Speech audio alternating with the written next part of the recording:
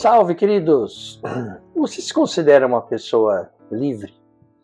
Você acha que existe o livre-arbítrio?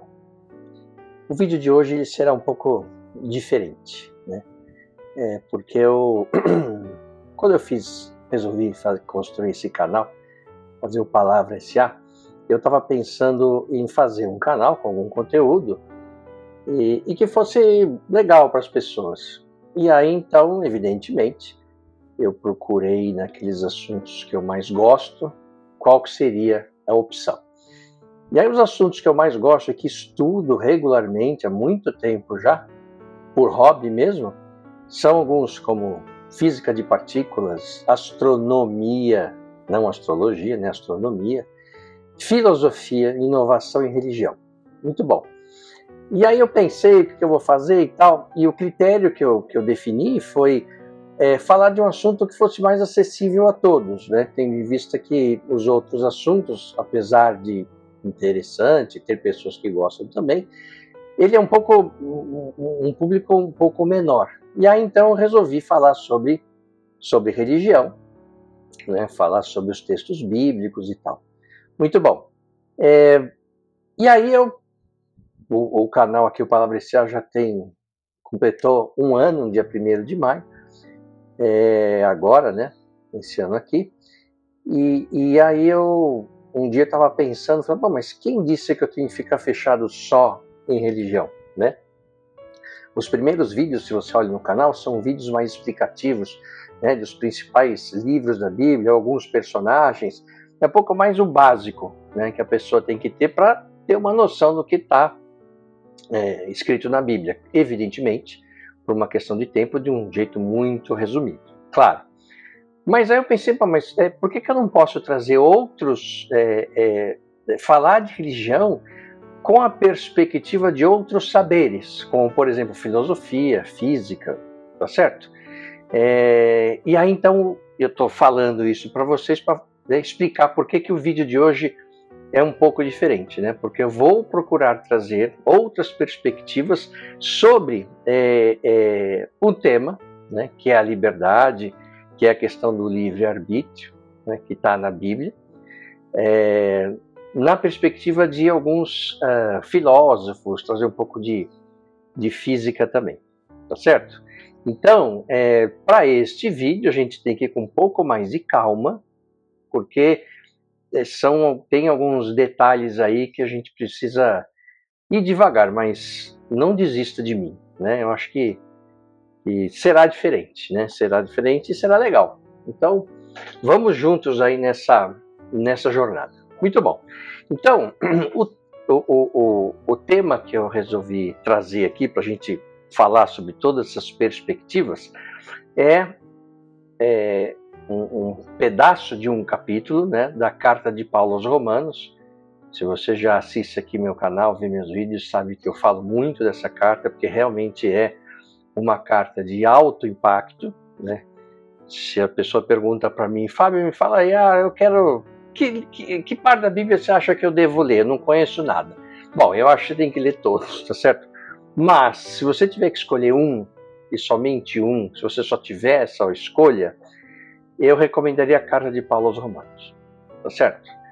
Como eu já falei, eu já li várias vezes, né? E cada vez que eu leio, eu descubro uma coisa nova. Então, ele nos traz a possibilidade de grandes reflexões, né? Então, eu quero começar ler um trecho da carta de Paulo aos Romanos, do capítulo 6, dos versículos 6 até o 18, lembrando que a Bíblia que eu uso para fazer esses vídeos, essa daqui, não é só essa, mas essa principal, que é a mensagem, que você nem precisa comprar. Se você pôr no Google, Bíblia, a mensagem, já vai aparecer, tem lá você pode escolher por capítulo, por personagem, por livro, enfim, o que você quiser. Então, super recomendo, tá?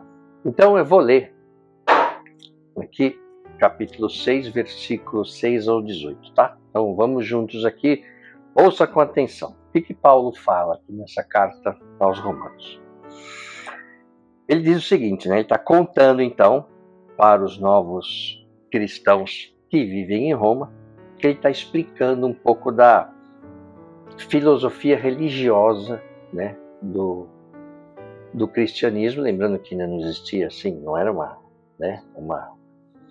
religião formatada. Ele estava explicando para as pessoas, falou, cara, como é que a gente vive então de acordo com o que nos ensinou Cristo? Bom, então ele fala assim, nosso velho modo de viver foi pregado na cruz com Cristo. Um fim decisivo para aquela vida miserável de pecado. Não estamos mais à mercê do convite do pecado. Cremos que, se estamos incluídos na morte de Cristo, que venceu o pecado, olha agora, estamos incluídos também em sua ressurreição que nos traz vida. Ou seja, o que ele está falando? Se nós seguimos Cristo, nós morremos com ele na cruz. E, se ele ressuscitou, nós também ressuscitamos. Claro que não é fisicamente que ele está falando, né? E aí você vê a sutileza que Paulo fala das coisas. Então assim, cremos que se estamos incluídos na morte de Cristo, que venceu o pecado, estamos incluídos também em sua ressurreição que nos traz vida. Sabemos que, quando Jesus foi levantado dos mortos, isso foi um sinal de que a morte não seria mais o destino final. Nunca mais ela terá a última palavra. Quando Jesus morreu, ele levou o pecado consigo, né? Ele morreu para nos redimir dos nossos pecados. Agora vivo, ele traz Deus a nós. De agora em diante, devemos pensar assim. O pecado fala uma língua morta, que nada significa para nós. Deus fala a nossa língua materna, e entendemos cada palavra. Vocês estão mortos para o pecado e vivos para Deus. Foi o que Jesus fez. E ele continua. Isso significa que vocês devem conduzir a vida de um modo que não deem oportunidade ao pecado. Não deem a ele nenhuma chance. Evitem até as mínimas coisas que estejam ligadas com o antigo modo de viver. Abracem de todo o coração e em tempo integral o modo de Deus agir. Lembre-se de que vocês foram ressuscitados. O pecado não pode mais ditar as regras da vida de vocês. Afinal, vocês não estão mais vivendo sob a velha tirania. Estão vivendo na liberdade de Deus. E aí vem esse aspecto de liberdade que eu trouxe no vídeo de hoje. Ele pergunta, o que é a verdadeira liberdade? Aí ele diz assim, agora, se estamos livres da velha tirania, podemos viver como quisermos? Bom, então eu conheço Jesus, Jesus morreu pra gente, livre de pecado, então eu posso viver uma vida louca. Não, você não entendeu nada. Se você entendeu isso, Cristo morreu à toa. É essa a história. Então ele fala assim, uma vez que estamos livres na liberdade de Deus, podemos fazer o que nos vier à cabeça? E ele fala, de jeito nenhum. Vocês sabem, por experiência própria, que certos atos baseados numa suposta liberdade acabam destruindo a liberdade. Ofereçam-se ao pecado, por exemplo, e será o último ato livre de vocês. Mas ofereçam-se aos caminhos de Deus e jamais perderão a verdadeira liberdade. Durante a vida inteira, vocês deixaram o pecado ditar as regras. Mas, graças a Deus, vocês começaram a ouvir um novo Senhor, cujas ordens os deixam livres para viver na liberdade dele. Bom, e aí você lê isso.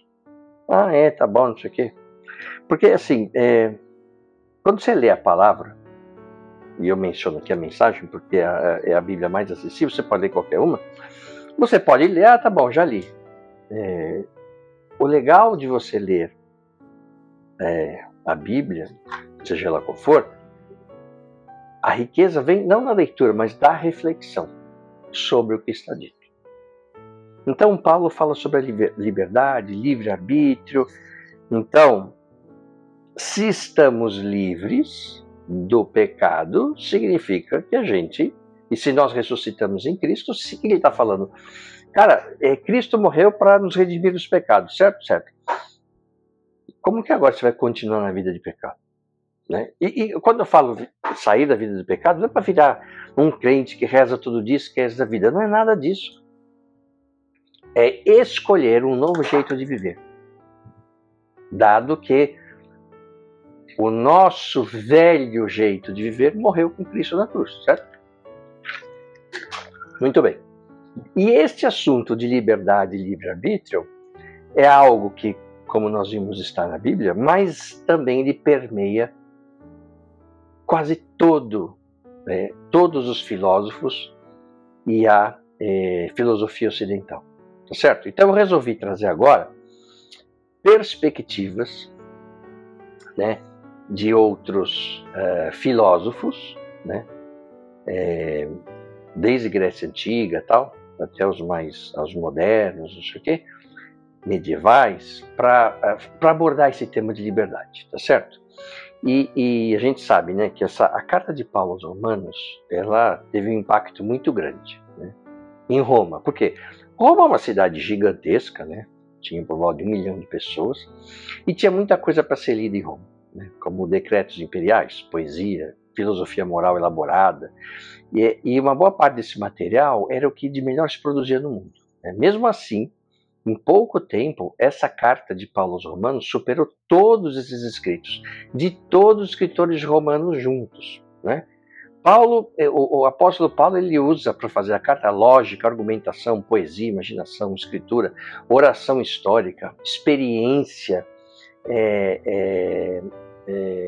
e ele amarra tudo nessa carta de um jeito, bom, né, se tornou o principal documento da teologia cristã. Então, por isso que eu recomendo muito que vocês leiam essa carta. Então, a proposta do apóstolo Paulo, quando escreve essa carta, é aquilo que a gente entende por liberdade no senso comum da cultura cristã. Isso é, a liberdade como livre arbítrio, de você não servir mais o pecado, mas servir aos ensinamentos de Cristo. Ele mesmo começa as cartas, eu, Paulo, fiel escravo de Cristo.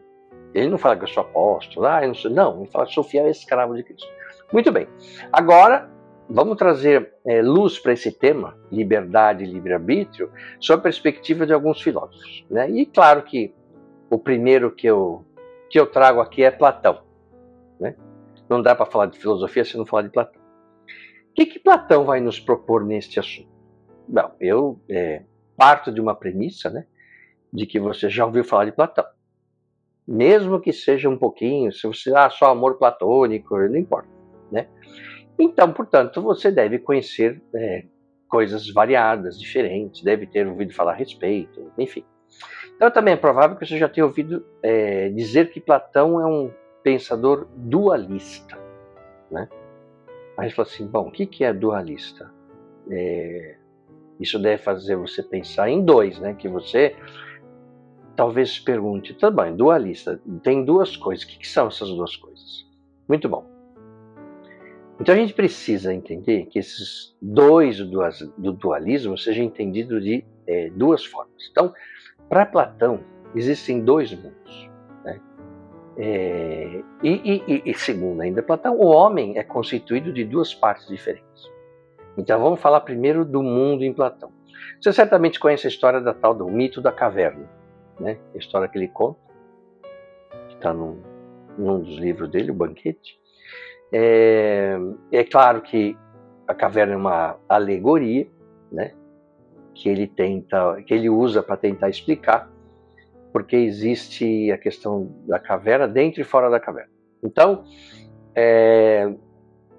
ele fala que nessa alegoria da caverna, ele indica o mundo das coisas sensíveis, das coisas que nós percebemos com os nossos sentidos, um mundo que é tátil, visual, auditivo, olfativo, né? Que é um mundo que é percebido pelo corpo. Né? E, de fato, né, o mundo que a gente percebe é assim mesmo. E este mundo que a gente percebe com os nossos sentidos é um mundo onde nada permanece. Tudo escoa, tudo vai, tudo deixa de ser, tudo é só aparência, tudo degrada. Né? A gente, afinal de contas, né, diante de uma mesma pessoa, a gente vai percebendo que de infinitas maneiras, através de infinitas sombras. Então, A gente sabe, o corpo físico vai se degradando, nós nunca somos a mesma pessoa, cada dia a gente está modificando, as células morrem, outras nascem, por aí vai, tá certo? Mas por que é assim, né? Por que este mundo, o mundo percebido pelos sentidos, de acordo com Platão, é um mundo, vamos chamar assim, de segunda classe, é um mundo inferior, um mundo que nós estamos condenados. Essa condenação não é uma condenação religiosa, tá? Por que é assim? Platão fala, porque nós nascemos. Como assim? O nascimento para Platão é o momento que o nosso corpo aprisionou a nossa alma, né? O outro mundo, que é o mundo que está fora da caverna, é uma outra coisa.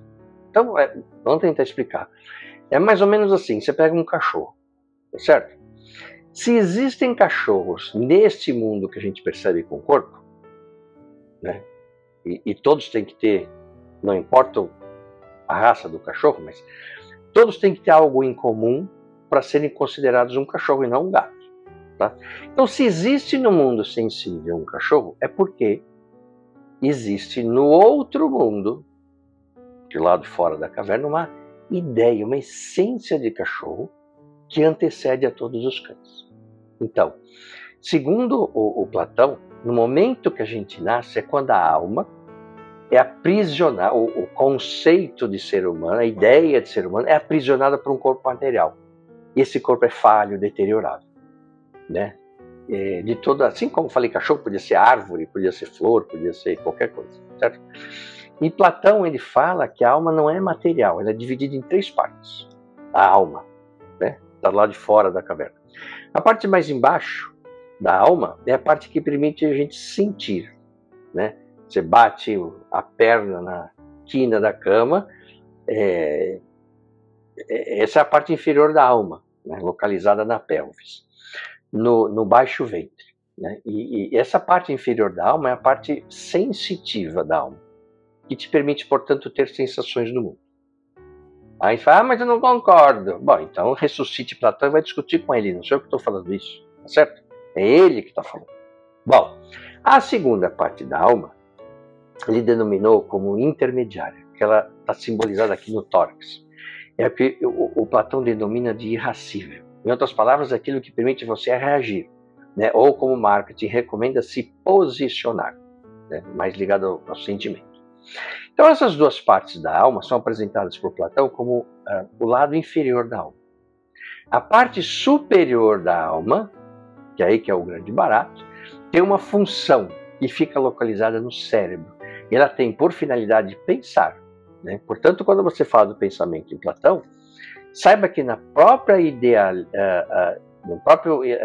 ideia platônica, quem pensa no homem é a alma. A alma é a instância pensante. A alma é a instância que articula, que argumenta, que conhece, que inova, que aprende. Essa parte mais nobre da alma. Certo? Então, são 3 partes. A parte mais nobre que fica no cérebro que pensa. Então essa alma, ela é dentro de nós, de acordo com o pensamento de Platão, ela é uma área reservada, preservada, blindada das vontades que o corpo corruptível tem. Então assim, o homem tem uma alma, é uma alma pensante, uma alma intelectiva, uma alma que reflete, e reflete soberanamente frente ao corpo que deseja sem parar. É como se fosse uma caixa preta do avião, está lá preservada, a alma, certo? Mas ela está dentro do corpo, presa. Então, a isso Platão chama de liberdade. Mais à frente vão chamar isso de livre-arbítrio do ser humano. Muito bom. É interessante a gente notar que existe uma, vamos chamar assim, uma filosofia espiritual desenvolvida por um tal de Rudolf Steiner, que é a antroposofia. Isso estou pulando muito, estou falando do século XX já, né? A antroposofia diz que existem... A antroposofia, resumindo muito, por favor, estuda como que o ser humano está inserido dentro da natureza. Tá? Então, a antroposofia prega que existem 3 grandes áreas da vida. O mundo mineral, o mundo vegetal e o anímico. Né? E quando a gente coloca os seres humanos nesse modelo, o ser humano a gente tem então o pensar, sentir e agir. Né? A gente pensa, sente e age com as mãos. E segundo esse conceito, o ser humano necessariamente passa por essas 3 áreas antes de fazer qualquer coisa. A gente não tem tempo aqui de falar de antroposofia, seria um assunto muito legal, talvez eu faça um vídeo sobre isso. Mas vamos voltar à filosofia. Já agora, vamos falar de outro filósofo que navegou pelas águas conceituais da liberdade, lembrando que eu trouxe liberdade por causa do texto de Carta de Paulo aos Romanos, que fala sobre liberdade, tá certo? Um outro filósofo foi René Descartes, que é o pai, chamado pai da filosofia moderna. Se você, talvez você conheça e nem saiba, né, de Descartes. Se você já estudou cálculo diferencial integral no colégio, você sabe quem que ele é, né? O homem do plano cartesiano. E esse nome teve, né, origem no sobrenome dele. Então, René Descartes propõe a tal da dúvida metódica. O que é a dúvida metódica cartesiana? Eu duvido, vou duvidar de tudo. Ele falou, vou duvidar de tudo, né? Vamos ver o que vai resistir à minha dúvida.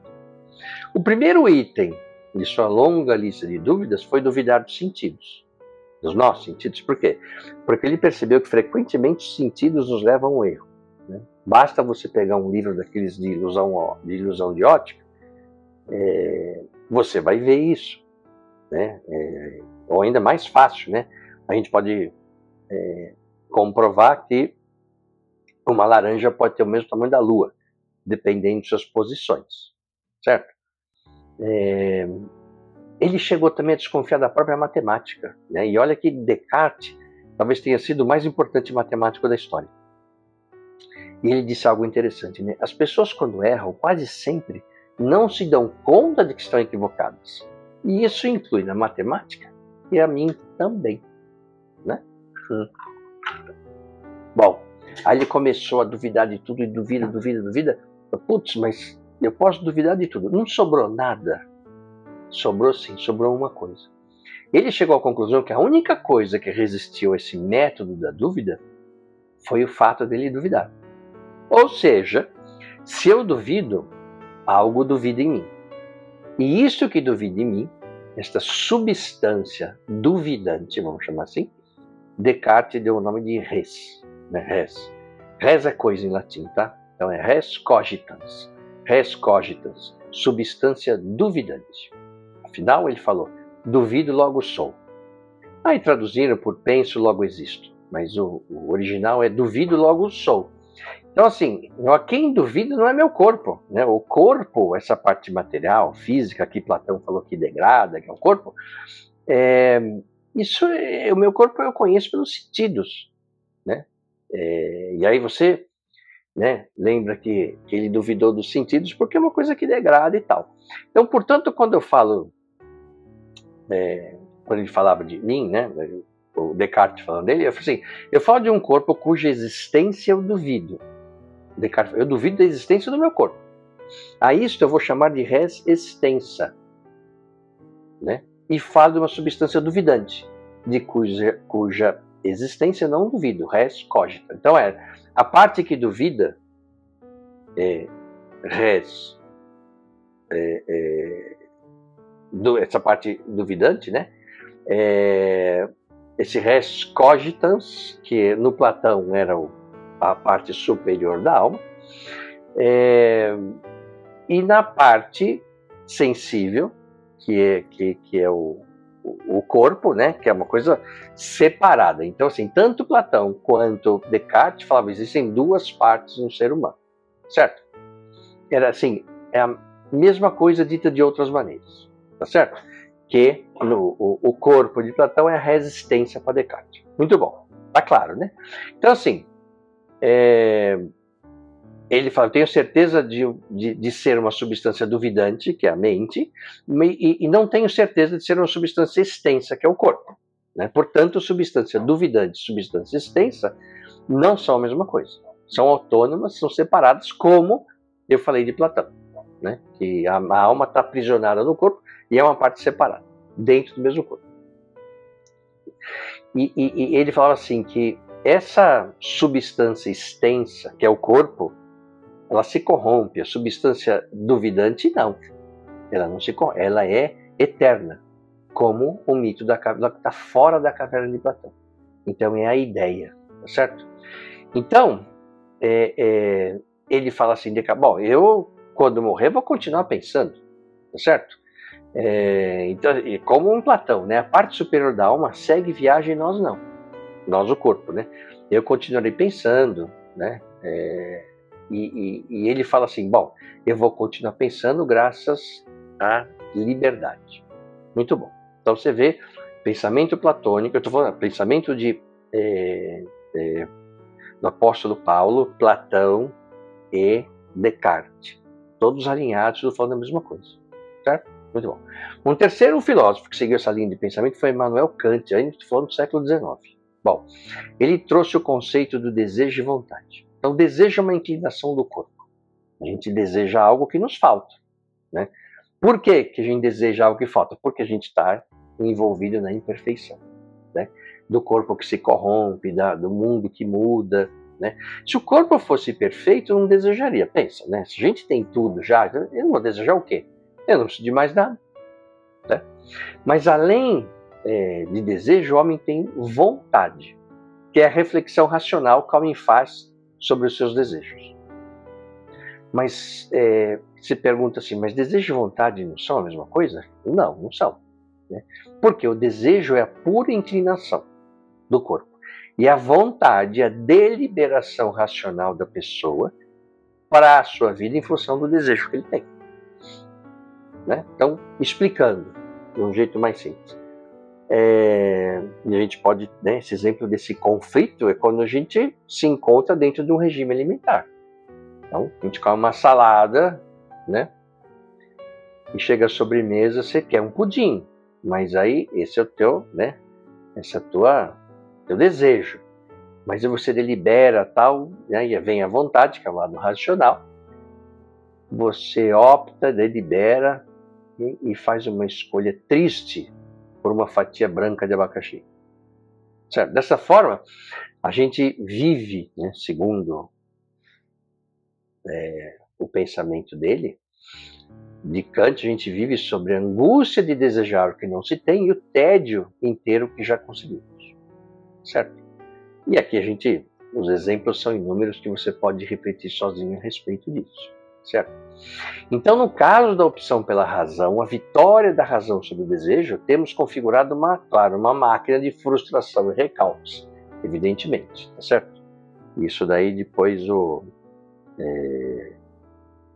os psicólogos vão tratar disso daí para frente. Bom, então até aqui foram os 4 citados, né? O apóstolo Paulo de Tarso, Platão, Descartes e Kant. Então, veja, todos eles estão na mesma linha de pensamento, todos eles pertencem à chamada tradição filosófica, corpo e alma, dualismo. Então, Paulo de Tarso, na ressurreição de Cristo, versus vida de pecado. Descartes, res cogitans, que pensa, versus resistência, que é o corpo. Kant, desejo e vontade. Todos alinhados, tudo bonitinho e funcionando.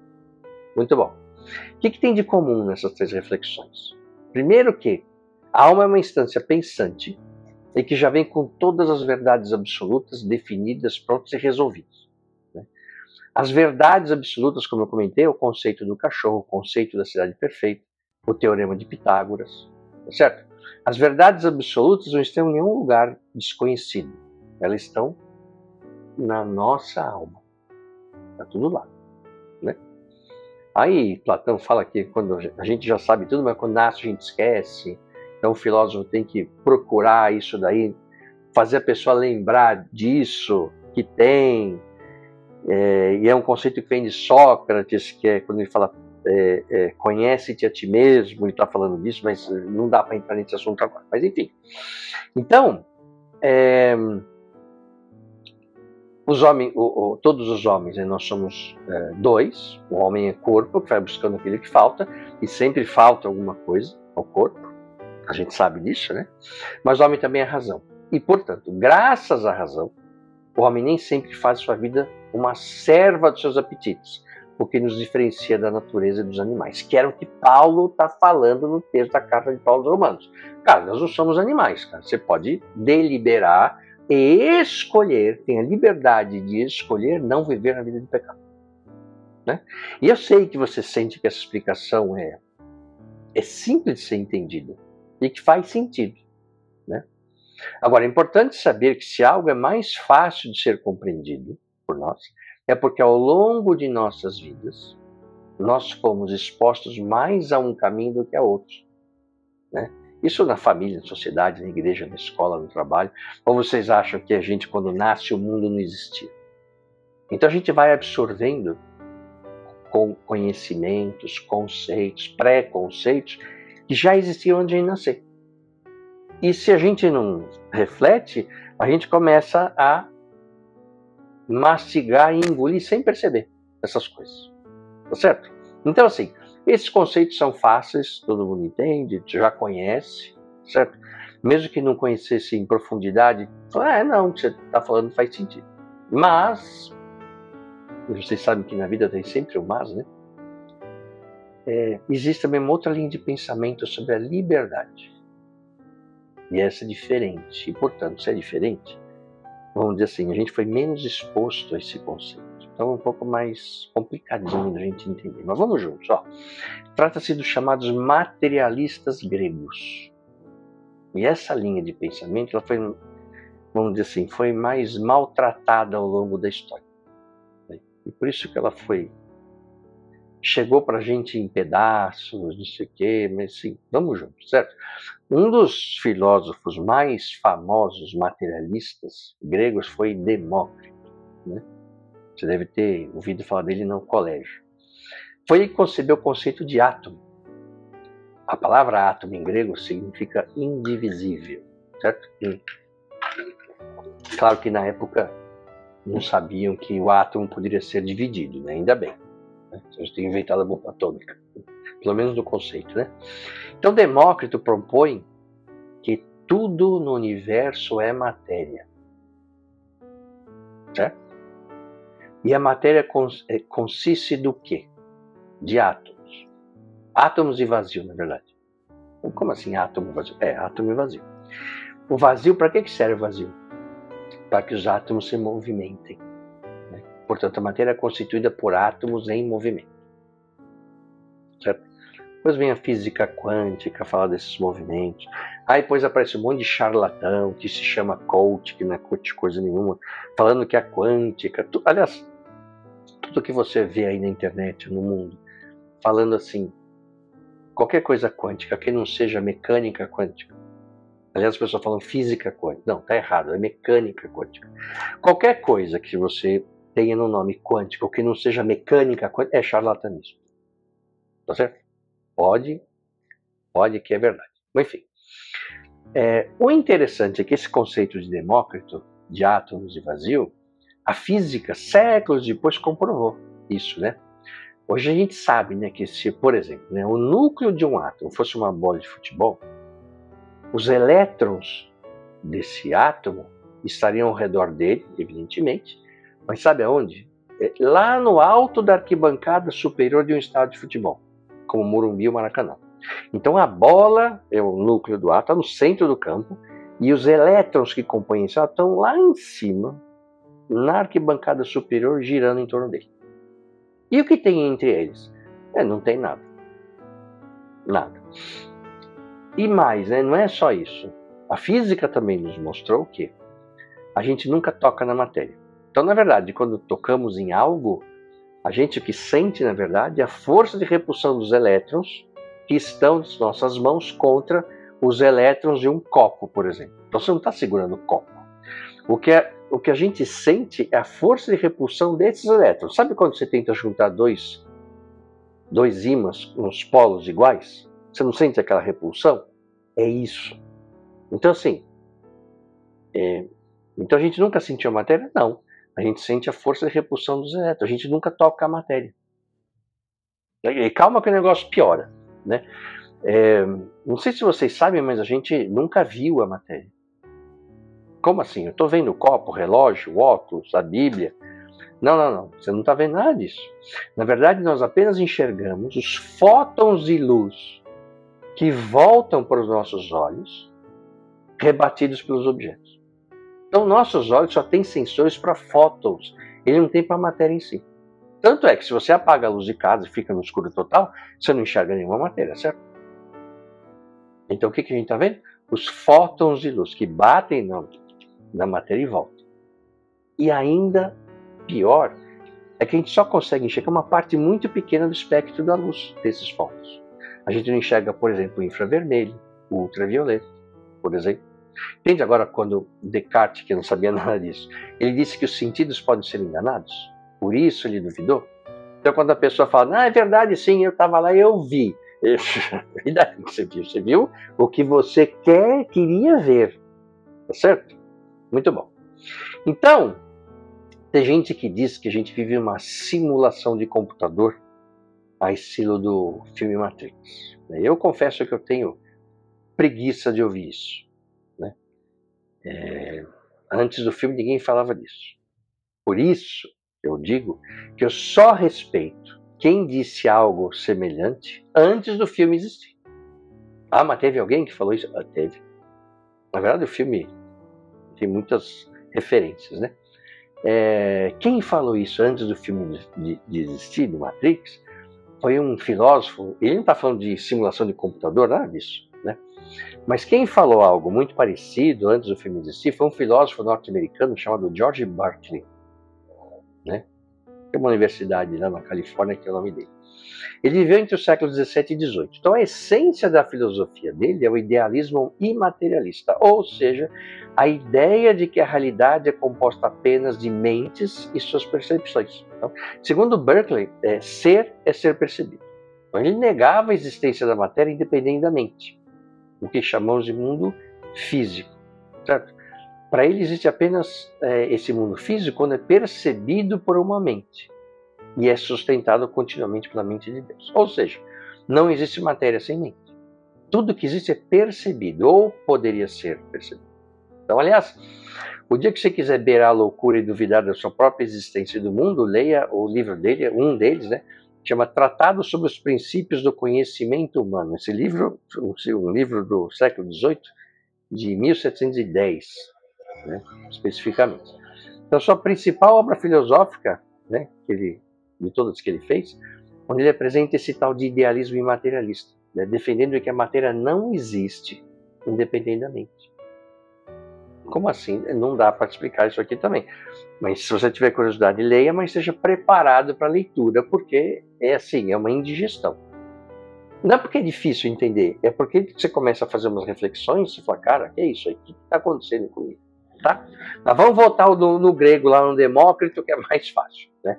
Então, quando ele disse que tudo é matéria, quer dizer também que o pensamento igualmente é matéria. Em outras palavras, o nosso corpo, segundo Demócrito, teria átomos, que ele chamava, né, mais vocacionados para a atividade intelectiva e átomos mais vocacionados para os movimentos fisiológicos. Então, esses que eles chamam átomos pensantes, eles nunca agem sozinhos, mas eles agem agrupados com os átomos relacionados ao resto do corpo, de tal maneira que tudo que se passa pela nossa cabeça tem a ver com o que você sente. Como eu falei, essa linha de pensamento não chegou diretamente para nós, por isso que é uma coisa, como assim? Certo? Mas vamos lá, né? Tenham fé. Muito tempo depois, surge um outro filósofo do mundo materialista, que foi um tal de Spinoza, esse eu gosto bastante. Né? Segundo ele, nosso corpo é dotado de uma energia que o mantém de pé. Essa energia, segundo ele batizou de potência de agir. Hobbes, que é outro filósofo contemporâneo dele, já tinha chamado de conatos. Mais tarde, Nietzsche chamou essa energia de vontade de potência. E Freud de libido.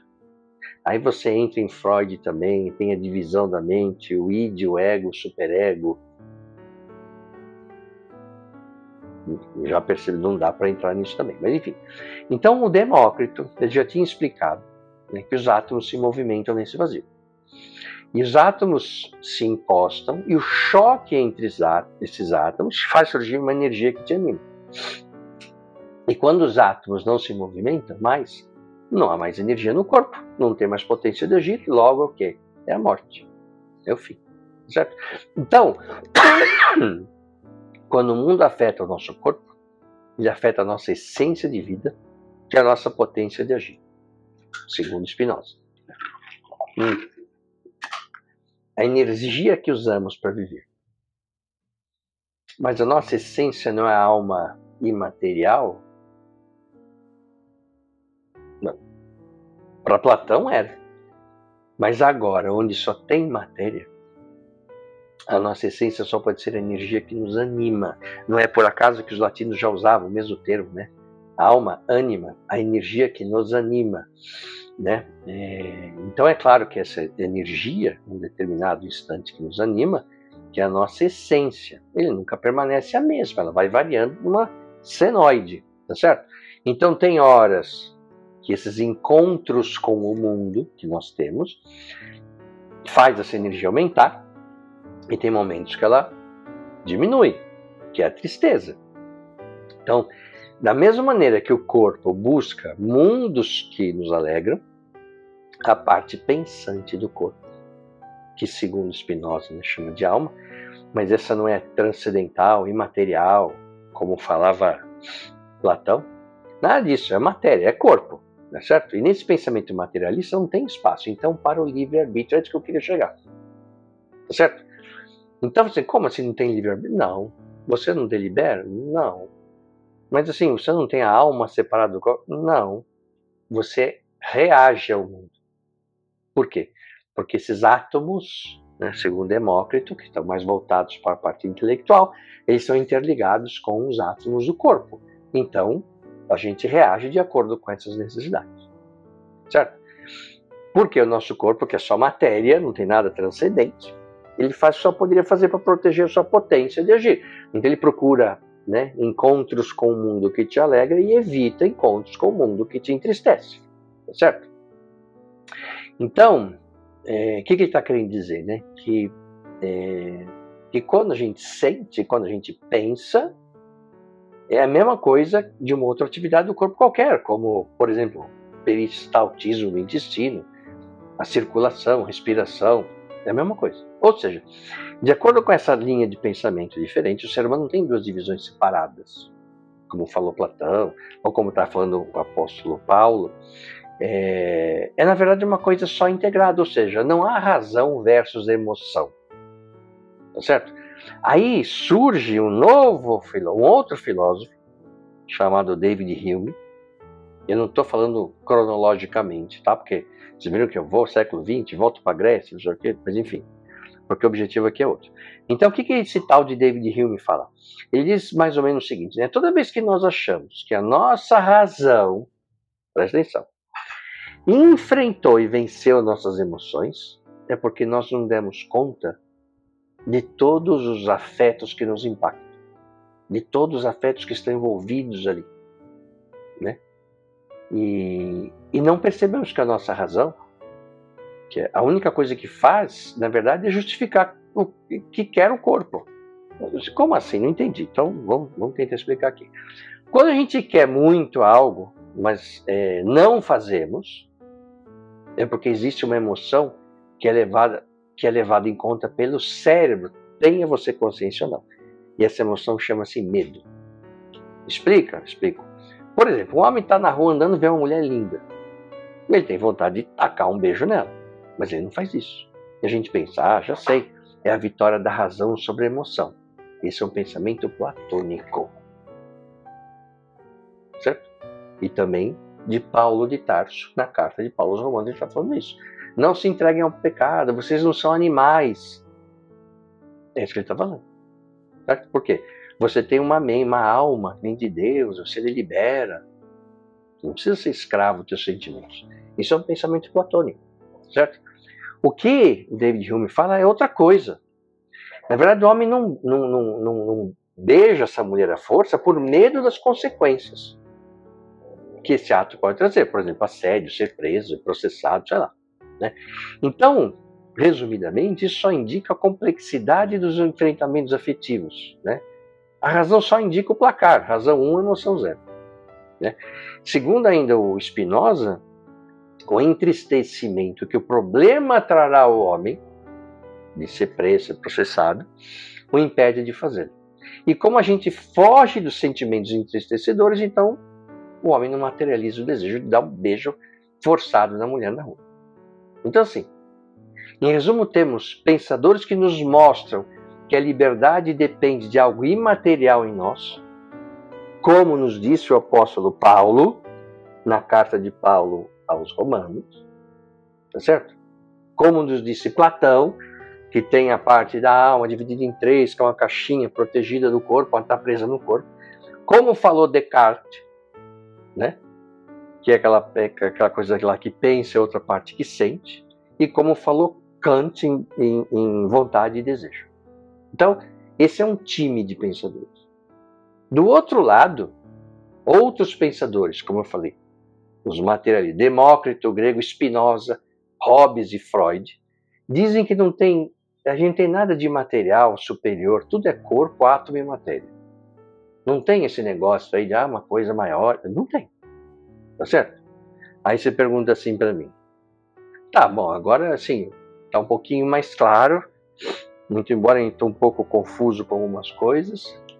É evidentemente que um filósofo dualista, como eu falei, é algo que a gente conhece mais, é algo que a gente gosta mais, é algo que é mais fácil de entender. E aí você vê a questão, como o cristianismo se apoiou muito nesta visão de Platão, certo? Como assim? Não tem duas partes? Tem céu, é a terra, isso é inferno, tem esse dualismo, certo? E tem uma outra parte que fala, cara, não tem dualismo nenhum, é tudo uma coisa só, a gente só é matéria, só é átomo, só tem vazio, movimento, energia, é só isso aí. Evidentemente que se você, você pega os dualistas, essa é uma linha filosófica um pouco mais agradável, né? Porque é uma coisa mais conhecida, e os materialistas são uma linha filosófica um pouco mais triste, tá certo? E aí você pergunta assim, não, tá bom, assim, qual que eu escolho, em qual que é melhor? E eu te respondo, mas sei lá, você que reflita e delibere, eu estou no mesmo barco que você, tá certo? Então eu acho que tem momentos que nós somos dualistas, tem momentos que nós somos materialistas, enfim, mas é cada um. O objetivo desse canal aqui não é trazer respostas, é fazer boas perguntas, né? Naturalmente que o tema da liberdade não tem uma solução única, até porque se tiver uma solução única tem que ser igual para todos e cada um reage de um jeito, então é impossível. E também porque a alma ela é indemonstrável, tanto na sua existência quanto, sobretudo, na sua inexistência. Então, assim, quem não acredita em Deus, o cara fala assim, mas prova que Deus existe, não tem como provar. Mas eu também posso falar, mas prova que ele não existe, também não dá para provar. Tá certo? Então, você pode se definir mais como tendo algo superior, criador da vida, a partir do invisível, né, que inspira a deliberar pela melhor vida, e que existe o livre-arbítrio, como Paulo fala na carta de Paulo aos Romanos, nesse trecho, ou não, que tudo que existe são átomos em movimento, e que você só poderia trilhar o caminho que trilhou até agora, fez as escolhas que fez, e fará as escolhas que você fará ainda ao longo da sua vida, e que não tinha escolha nenhuma a ser feita. Na verdade, você só está reagindo ao que o seu corpo, esse conjunto de átomos, vazio, elétrons, células, não sei o que, medo, né, tá falando para você reagir. A decisão é sua e a dúvida também. Um abraço e até o próximo vídeo. O que você acaba de assistir é um resumo, está repleto de simplificações, mas a visão geral é esta mesmo. Agora, se você quiser saber como de fato tudo aconteceu, aí você vai ter que ler a Bíblia.